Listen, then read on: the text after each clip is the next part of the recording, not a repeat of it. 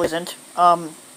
45 ousts officials who testified on an impeachment hearing, exacting swift punishment against those who crossed him.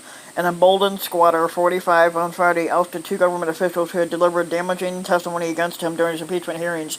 The squatter took retribution to this just 2 days after his acquittal by the Senate, which technically should never have been acquitted in the first place. First came news that 45 had ousted Lieutenant Colonel Vindman, the decorated soldier and national security aide who played a central role in the Democrats' impeachment case. Vindman's lawyers said that his client was escorted out of the White House complex Friday, and he was told to leave in retaliation for telling the truth. The truth has cost Lieutenant Colonel Vindman, Alexander Vindman, his job, his career, his privacy, and it says, and his privacy, and it says and then the other one, and then Vindman has a twin brother named who's also a lieutenant colonel named, I'm not sure how you say the first name, but his first name is Yevgeny, so I'm not sure what the kind of fucking name that is. His also last name is Vindman, was also asked to leave his job as a White House lawyer on Friday. The Army said in a statement both men had been reassigned. Next came word that Gordon Sondland to the European Union was also fired. The person that's talking said Sondland said that he was advised today that the squatter intends to recall him effective immediately as United States ambassador to the European Union. The White House had not been coy about whether 45 would retaliate against those he reviewed as foes in his impeachment drama. White House press secretary Stephanie Grisham, dumb cunt, said Thursday that 45 was glad it was over and maybe people should pay for that.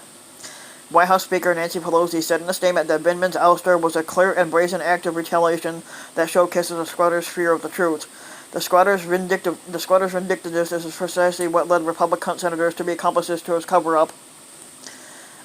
Representative Jackie Speer, Democrat from California, called it the Friday Night Massacre, likening the situation to Nixon's so-called Saturday Night Massacre when top Justice Department officials resigned after refusing to do his bidding by firing a special prosecutor investigating the Watergate scandal. The prosecutor himself was fired. But anyway, Speer added in her tweet, "I'm sure 45 is screaming that he can't fire Pelosi."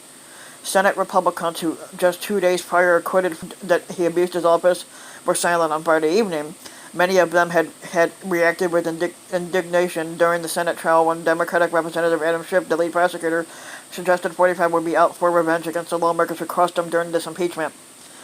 Since his acquittal, since his bullshit acquittal, 45 has held nothing back in lashing out at his critics, including Senator Mitt Romney of Utah, the only Republican to vote against him.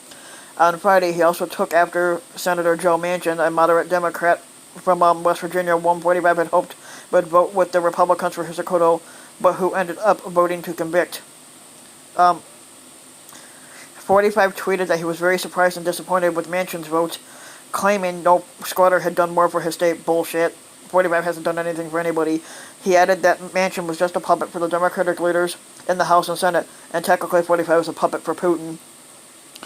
It was Alexander Vindman who first told the House that in America right matters, a phrase often repeated in the impeachment trial led by prosecutor Adam Schiff.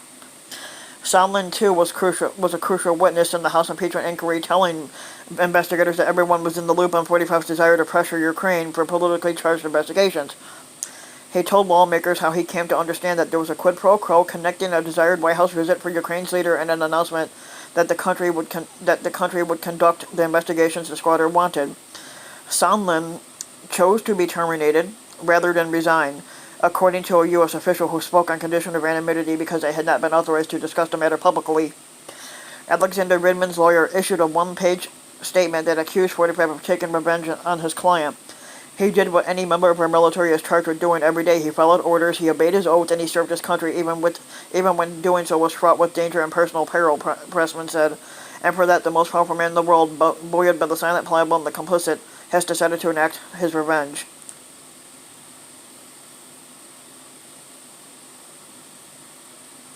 The Democrats, angling to replace 45, took notice of Vindman's ouster during their evening dates in Manchester, New Hampshire. Former Vice President Joe Biden asked the audience to stand and applaud the lieutenant colonel. Um,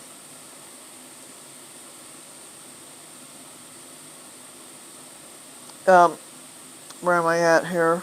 Oh yeah, Vindman, who's a 20-year Army veteran, wore his uniform full of medals, including his Purple Heart, when he appeared late last year for what turned out to be a very testy televised impeachment hearing.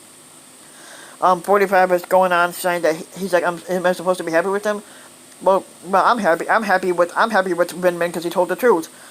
But you, on the other hand, and 45 on the other hand, can't handle the fucking truth. He never could. In a gripping testimony, in gripping testimony, Vindman told the House of his family told the House of his family story, his father bringing them to the U.S. some 40 years ago.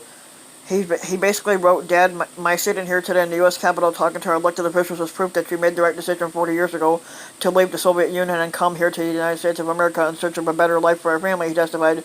"Do not worry, I'll be fine for telling the truth." Hillary Clinton, the 2016 Democratic presidential nominee, recalled Vindman's testimony that he would be fine and tweeted, "It's appalling that this administration may prove him wrong." Some of 45's backers cheered Vindman's removal, but that's because they're inbred and don't care. Representative Lee Zeldin, a Republican from New York, tweeted that Vindman should not be inside the National Security Council any longer. "It's not about retaliation, it's because he cannot be trusted." Oh really? He can't be trusted, but he told the fucking truth? How does that work out for you fucking rednecks? He disagrees with the squatter's policies in his term. There is coming to an end regardless. News that both Vindman and Vindman twins have been ousted, and they were led by Representative Paul Gosar to a Republican representative to tweet, "The White House is running a 2-for-1 special today on deep state leakers." They technically weren't leakers, they were basically telling the truth, and you guys couldn't handle the fucking shit.